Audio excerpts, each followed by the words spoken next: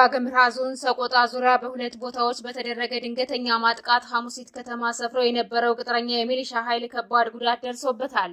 በአካባቢው የሚንቀሳቀሰው የፋኖ ኃይል ወደ ሰቆጣ ከተማ በሚወስዱ ሁለት አቅጣጫዎች ላይ ድንገተኛ ማጥቃት በመክፈት በብልጽግና ወታደሮች ላይ እርምጃ ወስደዋል። በኦሮሚያ ክልል አዋሳኝ አካባቢዎች በአማራ ተወላጆች ላይ የሚፈጸሙ ግድያና የእገታ ወንጀሎች ተባብሰው መቀጠላቸውን የመረጃ ምንጮች ተናገሩ። ጎንደር በቋራ ቀጠናዎች በተደረገ ከባድ ውጊያ ያገዛዙ ወራሪ ኃይል በወረራ በያዘው በሙር ተብሎ በሚጠራው አካባቢ የብልጽግና ሰራዊት በርካታ ኃይሉ ሙትና ቁስለኛ ሆኗል። አድማጭ ተመልካቾቻችን በዝርዝር እንመለከተዋለን። በጋምቤላ ክልል ዲማ ወረዳ በህዝብ ማመላለሻ ተሽከርካሪ ላይ በተከፈተ ጥቃት 5 ሰዎች መገደላቸው ተሰምቷል። አድማጭ ተመልካቾቻችን እነዚህንና ሌሎች ተጨማሪ መረጃዎችን ይዘናል።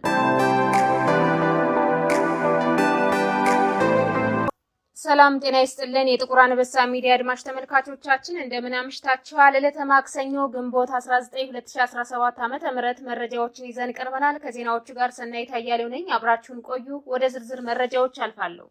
በዋግምራ ዞን ሰቆጣ ዙሪያ በሁለት ቦታዎች በተደረገ ድንገተኛ ማጥቃት ሐሙሲት ከተማ ሰፍሮ የነበረው ቅጥረኛ የሚሊሻ ኃይል ከባድ ጉዳት ደርሶበታል።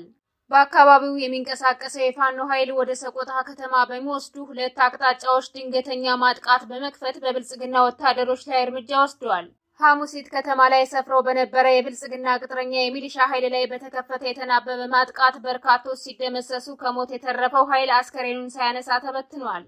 በሐሙሲት ግንባር በተደረገው ማጥቃት ከተደመሰሰውና ቁስለኛ ከተደረገው በተጨማሪ ከ15 በላይ የሰራዊቱ አባላት ምርኮኛ ተደርገዋል። እንዲሁም አንድ የቡድን መሳሪያና 6 የነፍስ ወከፍ መሳሪያዎች ከነተተኳሻቸው በፋኖ እጅ መግባታቸው ተነግሯል። በሌላኛው ግንባር ደሃና በሰቆጣ አቅጣጫ ለሰቆጣ 17 ኪሎ ሜትር ርቀት ላይ በምትገኘው ቀውዘባ ከተማ ላይ በመግባት ከተማዋ ላይ ሰፍሮ የነበረውን የአድማ ብተናና የሚሊሻ ኃይል ሙትና ቁስለኛ አድርገውታል። በእነዚህ ሁለት ግንባሮች የፋኖ ኃይሎች በብልጽግና ኃይሎች ላይ ከፍተኛ ኪሳራ በማድረስ በተለይም ሐሙሲት ከተማን ተቆጣጥረው መዋላቸው ተገልጿል። በዚህ ጥቃት ከባድ ኪሳራ ያስተናገዱት ያገዛዙ ወታደሮች የፋኖ አባላቱ ኦፕሬሽኑን ፈጽሞ አካባቢውን ለቀው ሲወጡ የከተማዋን የመብራት ትራንስፈርመር በጥይት ደብድበው እንዲፈነዳ ማድረጋቸውን ነዋሪዎቹ ገልጸዋል። የሚሊሻና የፖሊስ አባላቱ የከተማዋን መብራት ትራንስፈርመር በጥይት ደጋግመው በመምታት እንዲፈነዳ ማድረጋቸው የተገለጸ ሲሆን የአካባቢው ነዋሪዎች በከተማዋ የመብራት አገልግሎት ሙሉ ለሙሉ ተቋርጦባቸዋል ነው የተባለው። የፖሊስና የሚሊሻ አባላቱ ድርጊቱን ፋኖ ነው የፈጸመው በማለት መናገራቸውም ተጠቁሟል። በኦሮሚያ ክልል አዋሳኝ አካባቢዎች በአማራ ተወላጆች ላይ የሚፈጸመው የግድያና የእገታ ወንጀል ተባብሶ መቀጠሉን የመረጃ ምንጮች ተናገሩ። አዲስ አበባ ዙሪያን ጨምሮ በተለይም በሸዋ አዋሳኝ አካባቢዎች ከብልጽግናው አገዛዝ ጋር የተናበበ ወንጀል የሚፈጽሙት ሸኔ የሚል ስም የተሰጣቸው የገዳይ ስብስቦች አማሮችን በማገት በሚሊዮኖች የሚቆጠር ገንዘብ ከመጠየቅም ባሻገር በግፍ መግደላቸውን ቀጥለዋል ተብሏል። ለዓመታት የቀጠለው የአማራ ተወላጆች ግድያና እገታ አሁን ላይ አድማሱን በማስፋት አዲስ አበባ ከተማ ላይ በስፋት እየተፈጸመ ይገኛል የሚሉት የመረጃ ምንጮቻችን በተለይም በአዳነች አቤቤ ሸገር ሲቲ የሚል ስም በተሰጠው አካባቢ አማራዎችን ሰውሮ የመግደልና ንብረታቸውን በአደባባይ የመዝረፉ እንቅስቃሴ ተባብሶ ቀጥሏል ብለዋል። በሌሎች የኦሮሚያ ክልል አዋሳኝ አካባቢዎች የሚንቀሳቀሰው የሸኔ ታጣቂ ደግሞ የህዝብ ማመላለሻ ተሽከርካሪዎችን በማስቆምና ከመኖሪያ ቤታቸው ጭምር አፍኖ በመውሰድ የእገታ ወንጀሎችን በመፈጸም የሚፈልገውን ገንዘብ ከዘረፈ በኋላ በጭካኔ እንደሚገላቸው ተገልጿል። እገታ ከሚፈጸምባቸው አማሮች መካከል አብዛኛዎቹ ገንዘብ ቢከፍሉም እንኳን ከሞት አይድኑም የሚሉት የመረጃ ምንጮቻችን ለትንሽ ጊዜያትም ቢሆን የሸኔ እንቅስቃሴ ቀንሶ የነበረ ቢሆንም አሁን ላይ እንደ አዲስ አገርሽቷል ብለዋል።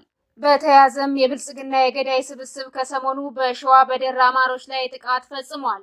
ጥቃቱን የፈጸሙት የብልጽግና ወታደሮች ወደ ንጹሃን መንደሮች በመግባት ከባድ መሳሪያዎችን በመተኮስ ስለመሆኑ የተገለጸ ሲሆን በዚህም ከ4 በላይ ንጹሃን አማሮች ሲገደሉ በበርካቶች ላይ ጉዳት ደርሷል።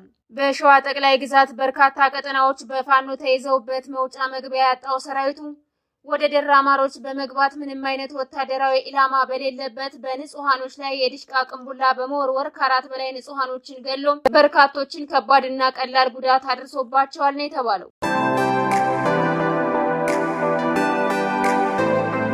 ጎንደር በቋራ ቀጠናዎች በተደረገ ከባድ ውጊያ ያገዛዙ ወራሪ ኃይል በወረራ በያዘው በሙር ተብሎ በሚጠራው አካባቢ የብልጽግና ሰራዊት በርካታ ኃይሉ ሙትና ቁስለኛ ሆኗል። በእነዚህ ቀጠናዎች ተከታታይ ወደ ውጊያዎች ሲካሄዱ የሰነበቱ ሲሆን በትናንትናው ዕለት በሙር እየተባለ ወደሚጠራው አካባቢ ዘልቆ የገባው የፋኖ ኃይል የብልጽግናን ሰራዊት ድባቅ በመምታት በርካታ የነፍስ ወከፍ መሳሪያዎችንና የሰራዊት አባላትን መማረክ ችሏል። በተካሄደው ከባድ ተጋድሎ ፋኖ በትንሽ መስዋዕትነት አካባቢውን መቆጣጠር ሲችል በአካባቢው በከባድ መሳሪያ የታገዘ ተኩስ የከፈተው የብልጽግና ሰራዊት ከፍተኛ ሰብአዊና ቁሳዊ ኪሳራዎችን አስተናግዶ አካባቢውን ለቆ ወጥቶ የነበረ ሲሆን ከተለያዩ አቅጣጫዎች ተጨማሪ ኃይል ወደ አካባቢው ማስጠጋቱን ተከትሎ ፋኖ በህዝብ ላይ የሚደርሰውን ጥቃት በመፍራት አካባቢውን ለቆ ወጥቷል። በጎንደር ቀጠና በቋራና መተማ አካባቢዎች በርካታ የብልጽግና ኃይል ተከማችቶ እንደሚገኝ ይታወቃል። አብይ መራሹ ሰራዊት በእነዚህ ቀጠናዎች ኃይሉን በማከማቸት በፋኖ የተያዙ አካባቢዎችን ሙሉ ለሙሉ ለመቆጣጠር ተደጋጋሚ ጥረት እያደረገ የሚገኝ ቢሆንም የፋኖን ብትር መመከት ባለመቻሉ ሳይሳካለት ቀርቷል። ጎንደር የምዕራብ ቀጠናዎችን ጨምሮ እስከ ደቡባዊ ጎንደር ሰፊ ቀጠናዎችን የሸፈነ እልህ አስጨራሽ ውጊያ እየተካሄደ የሚገኝ ሲሆን በዚህ ውጊያ የጎንደር ጠቅላይ ግዛት የፋኖ ኃይሎችን ጨምሮ በሌሎች የፋኖ አደረጃጀቶች ውስጥ ያሉ የፋኖ ኃይሎች ከባድ ተጋድሎ ማድረጋቸውን ቀጥለዋል ተብሏል።